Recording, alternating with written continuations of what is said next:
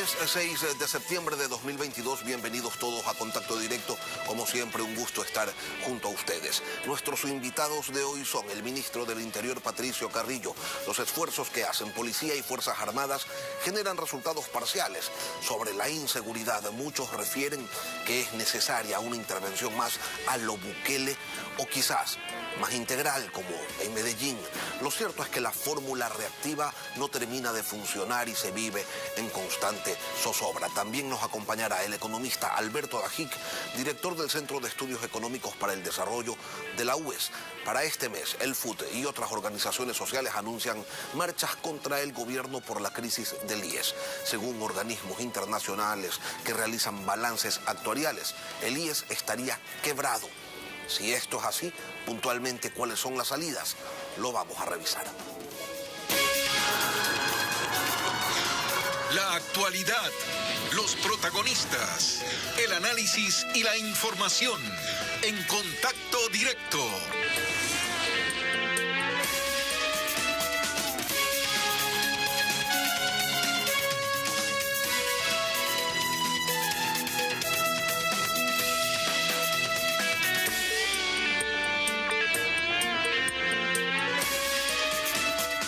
Semanas han transcurrido de la última declaratoria de estado de excepción en Guayaquil, Durán y San Borondón.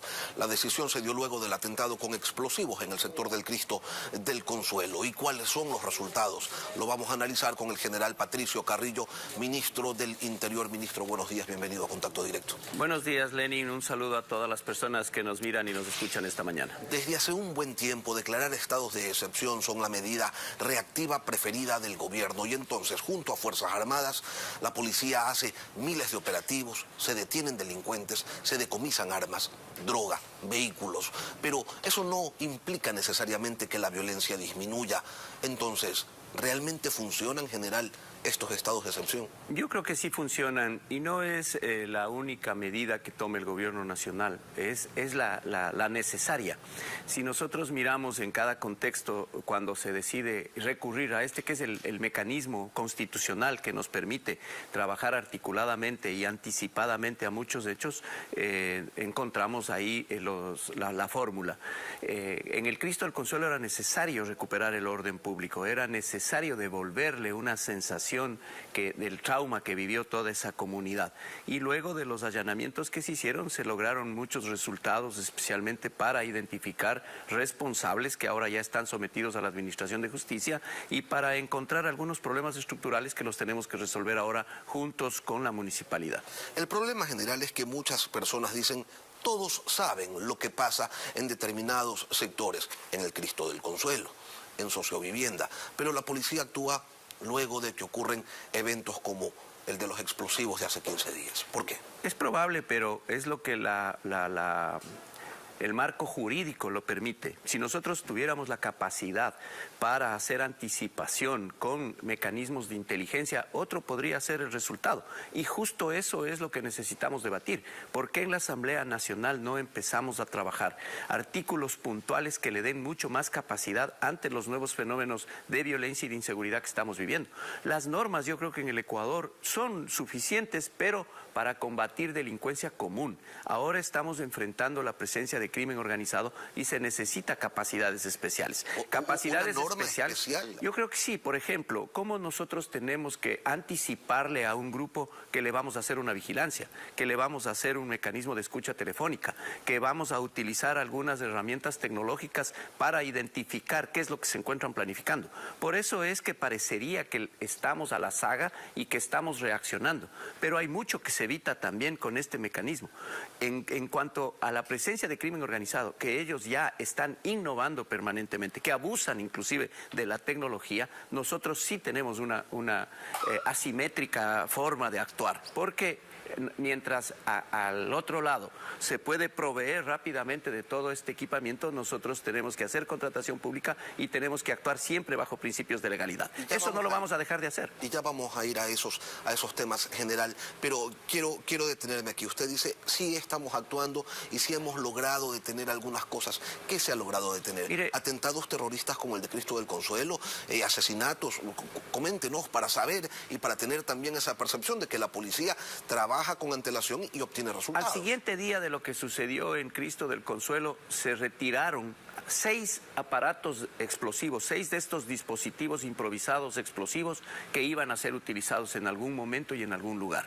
Es decir, se evitó que en 6 sectores de la ciudad se produzca un acto similar o con el mismo impacto.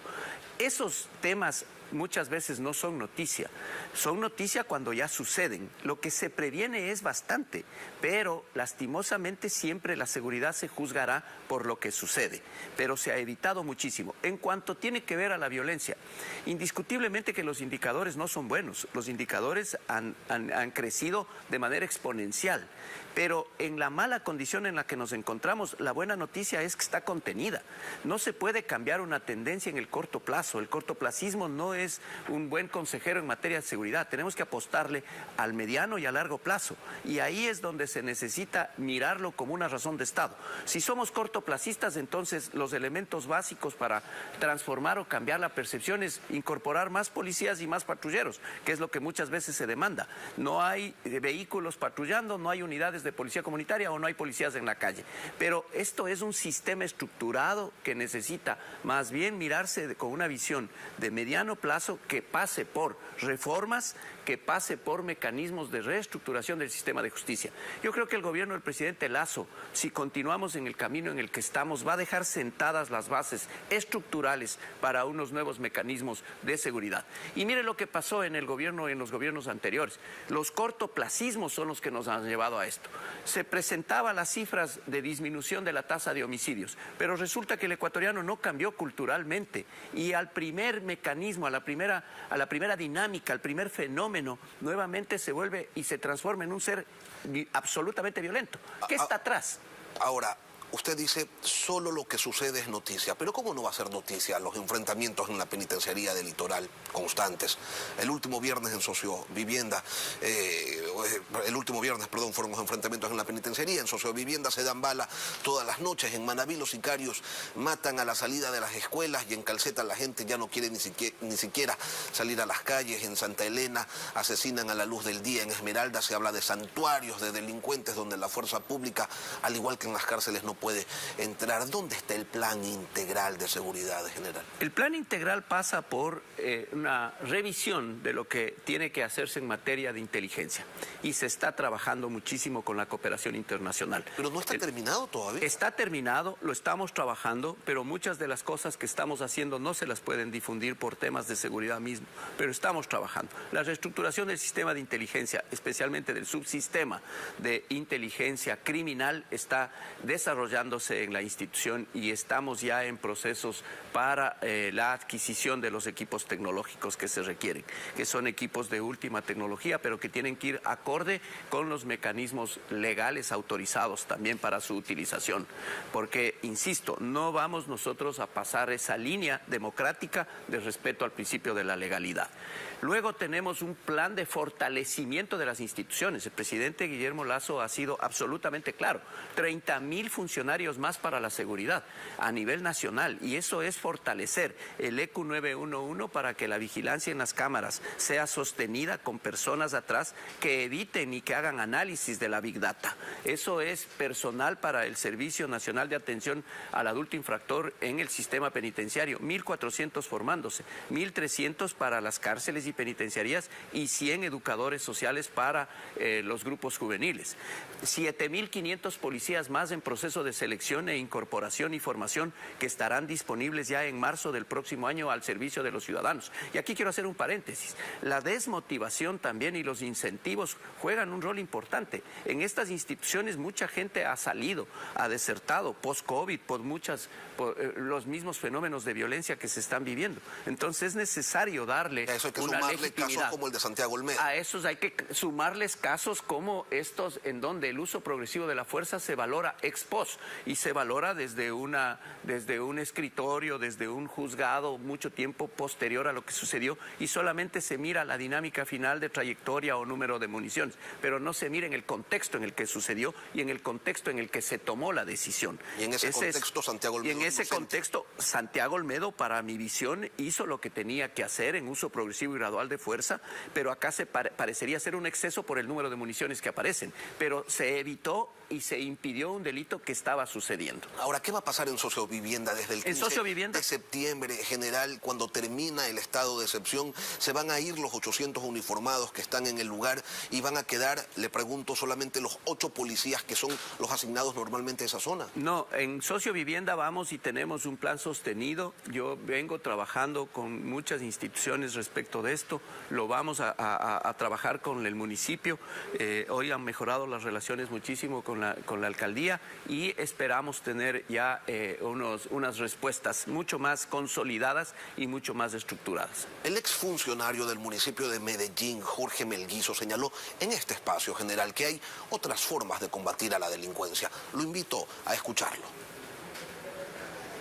La fórmula, digamos, de Medellín fundamental ha sido entender que lo contrario a la inseguridad no es la seguridad. Así suena extraño. Lo contrario a la inseguridad es la convivencia. Y la convivencia se construye con una altísima inversión en proyectos sociales, en proyectos educativos y en proyectos culturales. Esa es la fórmula que Medellín durante 30 años ha venido realizando. Nosotros decimos interviniendo en los barrios más violentados, los barrios que son más víctimas de las violencias, con grandes inversiones sociales, educativas y culturales. Esa ha sido la fórmula principal.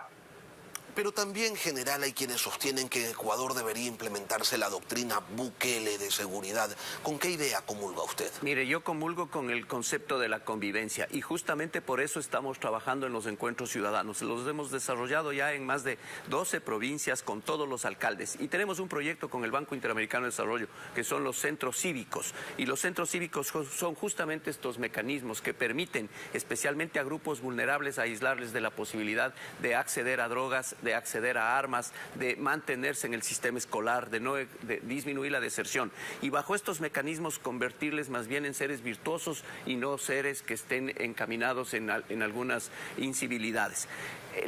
La fórmula Bukele, que si bien populista y autoritariamente para muchos es bien percibida, hay que mirarla también en contexto. Mire lo que sucede allá en El Salvador. Primero, el presidente tiene una mayoría parlamentaria que le permite tener una norma, una regulación a la medida de lo que se está pensando.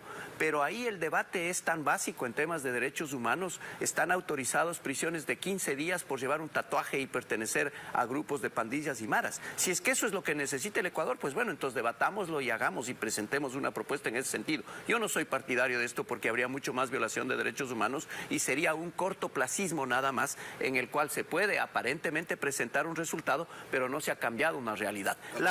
Cero homicidios en 2 meses. La mejor política de seguridad, Lenin, es la política económica y la política de educación, y en eso el gobierno nacional viene trabajando. Insisto, por eso yo creo que los problemas estructurales van a quedar muy sentados. En el tema educativo venimos trabajando muchísimo con la ministra Brown. Estamos próximos a lanzar un protocolo de actuación y un protocolo para garantizar un poco mejor la seguridad como un esquema de escuela segura, y también estamos trabajando en economía. Indiscutiblemente el gobierno ha logrado una estabilidad y a partir de esa estabilidad pues mejoren todos los indicadores. En ese sentido yo creo que hay que apoyar. Ahora, 15 días han transcurrido, general, de la reunión que tuvo usted con la alcaldesa Cintia Viteri. Usted dice las relaciones están muy buenas. Acordaron la creación de una mesa técnica para impulsar acciones de seguridad en la ciudad. ¿Ya se conformó esa mesa? La mesa técnica está trabajando. La mesa técnica, yo esta semana estoy buscando un espacio para hacer la revisión y poder ya hacer un lanzamiento mucho más sólido de algunas cosas. Me preocupan muchas veces que estas iniciativas también se lancen como la que presentó la alcaldía. La de donar una isla. La de donar una isla. Una cárcel. Así es. A mí me parece que lo primero que tenemos que esperar es lo que se está haciendo. Mire, el gobierno nacional, 3 datos y 3 informaciones que son fundamentales.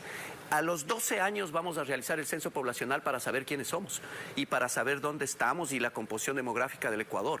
Y con esa información es básica para tomar decisiones en materia de seguridad. Segundo, estamos estamos haciendo el registro y regularización de extranjeros, porque es fundamental también entender cómo están, en qué condiciones se encuentran y a cuántos tenemos que retirarlos porque no han hecho el registro y no hay cómo regularizarlos por sus propias condiciones. Y en tercer lugar, estamos terminando el censo penitenciario. Primera vez en la historia del Ecuador que se hace un censo penitenciario con registro biométrico que nos permitirá también entender muchas lógicas para romper el hacinamiento. Y todo eso es importante, general, sin duda, pero mientras a las cárceles del país, con o sin censo, continúen ingresando armas, estupefacientes, municiones, drones y todo lo que uno se puede imaginar, el problema va a subsistir. Por ello, general, permítame cerrar este tema.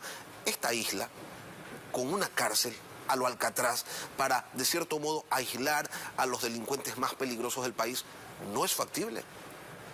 Habrá que mirarse en términos de derechos humanos también, porque a la isla tendrán que ir defensores técnicos, tendrán que ir visitas, tendrán que verse muchos mecanismos. Y si es que eso va a impedir, pues bueno, bienvenido. Pero ¿por qué no debatimos también la posibilidad de tener ya un sistema privado, penitenciario y carcelario desde un modelo en donde el Estado se haga cargo de aquellos delincuentes que por decisión son parte de las organizaciones criminales y otro para aquellos que por equivocación o por error tienen que pagar una pena en un centro un sistema mixto en donde los municipios también puedan tener este tipo de competencias y donde los municipios también puedan mirarlo. ¿Por qué no pensamos en una cárcel militar para los grandes delincuentes y para aquellos que han cometido y no quieren y no tienen una voluntad de rehabilitación y de reinserción social? ¿Por qué no pensamos en diferentes otros mecanismos? O la misma isla, que nada se descarta, pero sentémonos a debatir, porque este no es un tema de lanzarlo electoralmente o de manera populista. Este es un tema en el cual los ciudadanos tenemos que sentarnos, conversarlo y tomar la mejor de las decisiones. Ustedes hace un momento, general, estamos adquiriendo equipos tecnológicos para labores de inteligencia y de contrainteligencia, pero estaban también adquiriendo camionetas hasta hace poco. Usted dice, tenemos que cumplir con todo lo que determina la ley y nadie les pide que se incumpla con la ley, pero sí se le requiere celeridad. ¿Por qué no se declara en emergencia y se hacen estas compras de una manera directa, más rápida, cumpliendo con la ley, pero más rápido? Se están haciendo de gobierno a gobierno. El presidente de la República envió una comisión, él mismo viajó en una primera comisión a un gobierno amigo en donde se están ya realizando muchos procesos de manera ya fluida. En el caso de Guayaquil, los 11.4 millones ya se han invertido. Estamos ya por cerrar el contrato de motocicletas, se cerró ya el contrato de camionetas. Estas camionetas tienen que entrar a un proceso de matriculación, tienen que funcionar en legalidad también y estos temas llevan los tiempos burocráticos, los incentivos en la parte administrativa también son complejos para que la gente pueda manejarlo de una manera distinta. Yo creo que un mecanismo de emergencia no es la solución cuando lo que se necesita es solucionar otros aspectos que ya no son parte de la compra pública, sino que pasan por también la burocracia en otras instituciones.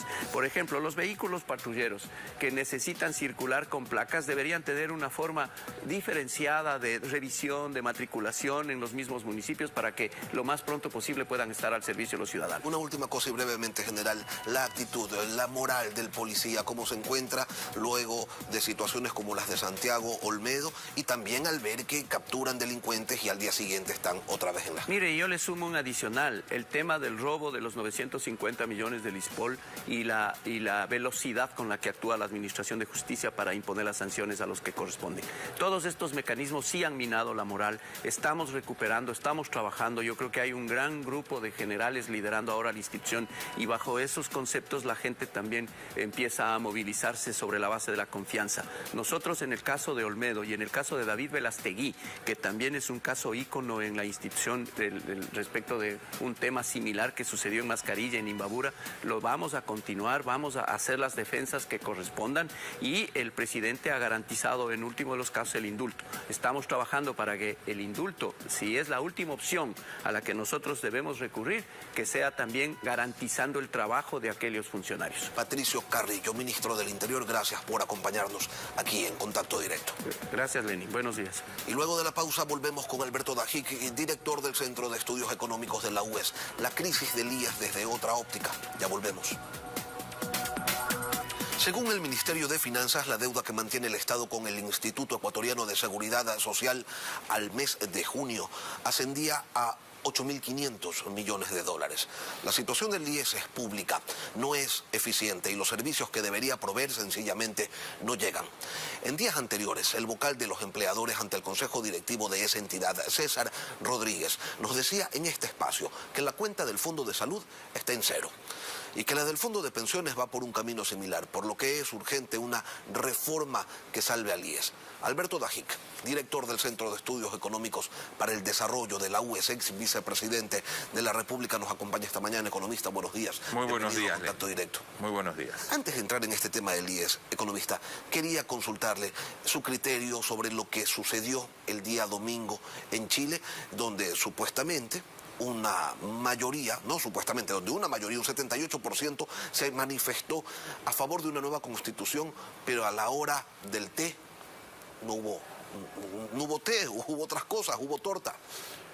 Lenin, gracias por hacerme sonreír, porque yo creo que esta es una noticia extraordinaria para Latinoamérica en el camino de evitar que estas hordas del socialismo siglo XXI sigan destruyendo la región. Confluyeron varios factores. En primer lugar, las consultas populares, lastimosamente, reflejan la aprobación o desaprobación a un gobierno. Y el gobierno de Boric está con un 30% de aceptación frente al 70%. ¿Ah? Tiene 6 meses apenas. Sí, claro, tiene 6 meses, pero esta ha sido la realidad. Igual se han desgastado otros gobiernos en una forma impresionante. Boric estuvo en las calles, en las protestas que, entre otros motivos, terminaron generando esta necesidad de una nueva constitución en Chile. Este es un tema complejísimo. ¿Por qué los gobiernos se desgastan tan rápidamente? ¿Por qué las expectativas de la gente son tan irracionales de creer que en 2 meses las cosas van a cambiar? Y no es el tema de la entrevista, pero el desgaste de él lo revelaban las encuestas. Y adicionalmente a su desgaste, el hecho de querer hacer territorios autónomos, el hecho de querer cambiar la bandera, el hecho de decir que hasta los símbolos patrios deben cambiar, el ponerle 10 estrellas en vez de una, la estrella solitaria, la bandera de Chile, el mofarse de las tradiciones chilenas, el irrespeto de estos asambleístas, llámense como se llamen, el tratar de meter hasta el uso de un lenguaje absurdo de todos, todes, tedas y yo qué sé más. Pero sobre todo, economista, el tratar de generar una narrativa de esta es la constitución del dictador Pinochet, cuando Chile ha sido gobernada la mayor parte del tiempo de vigencia de esta constitución por gobiernos de izquierda. Mi querido Lenin, esa es una gran observación. Excepto Piñera, todos los gobiernos han sido del centro hacia la izquierda. 2, esa constitución ha sido modificada en varias ocasiones en Chile democráticamente, lo cual demostraba que también se podía reformar ahora, pero ya sabemos la receta de estos socialistas del siglo XXI, si la vivimos aquí. Vamos a una asamblea constituyente, refundamos la patria y aquí no la refundaron, la refundieron, producen una nueva constitución para un proyecto político absolutista y destruyen a las sociedades. Pidiéndole disculpas por la digresión, economista, ahora sí vamos al tema que nos convoca. ¿Se puede decir que el IES está quebrado? A ver, es que el tema de la quiebra de la seguridad social no es un tema de opinión, es un tema científico. Existen estudios actuariales que son muy precisos, que demuestran que el Fondo de Invalidez, Vejez y Muerte tiene un déficit actuarial traído a valor presente de 130.000 millones de dólares. ¿Por qué el déficit actuarial es tan gigante? Porque hay una realidad. El Estado no puede aportar el 40% de las pensiones. Eso no existe en ningún país del mundo, Lenin. No existe. Entonces, como el Estado, además, es presionado a derrochar en subsidios de los combustibles, a derrochar en otra serie de cosas por una serie de leyes y de prebendas y de canonjías, tenemos esa imposibilidad de que el Estado aporte más otras distorsiones estructurales de la seguridad social, como que usted aporta sobre 12 sueldos, le pagan 14. Usted se jubila con el promedio de los 5 mejores años de aportación. ¿Por qué? Debe ser de 20 o 25. Usted tiene una tasa de reposición más alta que en el resto de países de Latinoamérica. Entonces, todo ese conjunto de cosas que tienen que cambiar hacen que esté quebrado el Fondo de Invalidez, Vejez y Muerte. Para que todos nos entiendan, economista, el déficit actuarial es la diferencia entre las obligaciones que tiene el Seguro Social, las prestaciones que tiene que darle a los afiliados y los ingresos que recibe por las aportaciones de estos mismos afiliados. Lenin, es la proyección que es matemáticamente exacta, así como los seguros de vida. ¿Cómo saben cuánto cobrar? ¿Cómo saben si usted tiene tantos años cuánto le cobran? Porque es muy predecible, no quién se va a morir, pero cuántas personas se van a morir. Es absolutamente predecible por las variables demográficas que son muy estables, cuánta gente van a nacer, cuánta gente va a tener 18 años, cuánta gente se va a afiliar, cuánta gente hay que darle pensiones y cuánto tiempo van a vivir. En base a eso, usted proyecta lo que le va a tocar pagar y proyecta los ingresos que va a tener y se da cuenta que tiene un hueco enorme hacia futuro. Ahora, usted dice, el Estado no puede continuar subsidiando el 40% de las pensiones. ¿Quién se hace cargo entonces de eso? ¿Cuáles son las soluciones a este problema, economista? ¿Aportar más, elevar la edad, reducir el universo de beneficiarios? Y cuando decía elevar la edad me refería a la edad de jubilación. Reducir el universo aplica a salud, donde no puede usted dar servicios a gente que no aporta, porque es lindo decir, maravilloso, todos los familiares de los afiliados se pueden atender. La pregunta es quién lo paga, porque con esa creencia de que el Estado es un barril sin fondo, hemos puesto a este país camino a un agujero negro, subsidiando combustibles, que es una barbaridad, y con este subsidio del 40%, que es para los privilegiados, porque la gente que está afiliada es privilegiada. La inmensa mayoría de los ecuatorianos no está afiliada. No, ni siquiera y usted está quitando recursos del presupuesto que se deberían usar para atender a los más pobres, para entregarlo a los afiliados, así como el subsidio de los combustibles. Está ahí para ¿qué? Para que lo reciban los que más tienen. Entonces, si usted entrega 5 puntos del PIB, 5.000 millones de dólares, para los que más tienen, escribe en piedra, el país va a seguir en la pobreza y no va a poder salir adelante. Entonces, ese discurso político de el IES no está quebrado, lo que pasa es que el Estado le debe, no cabe, porque pagándole 8.500 millones de dólares a una entidad que tiene una tronera de 100.000 millones, pues no pasa nada. No resuelve el problema. Eso es un problema de la proyección que si no se cambia la estructura del Fondo de Invalidez, Vejez y Muerte con cosas como las que usted ha dicho y otras más, si no se produce un mecanismo de transición como lo hizo Uruguay para que aquellos que ya tienen sus derechos adquiridos los conserven, pero a futuro no se puede mantener, si no se suben aportaciones, se sube la edad de jubilación, se cambia la práctica de que no se puede jubilar con los 5 mejores años, todas estas cosas que se han mencionado, y se diseña el sistema de transición y además se diseña la estrategia para que el Estado de alguna manera compense el que no va a aportar el 40%. Si eso no se hace ya, en 2, 3, 4 años, no hay cómo pagar pensiones, y ahí quiero ver al país. La reforma es para ayer, pero los políticos prefieren ver hacia otro lado. Alberto Dajique, director del Centro de Estudios Económicos para el Desarrollo de la UES. Gracias, economista, por acompañarnos hoy aquí en Contacto Directo. Muchas gracias, Lenin. Una pausa y volvemos.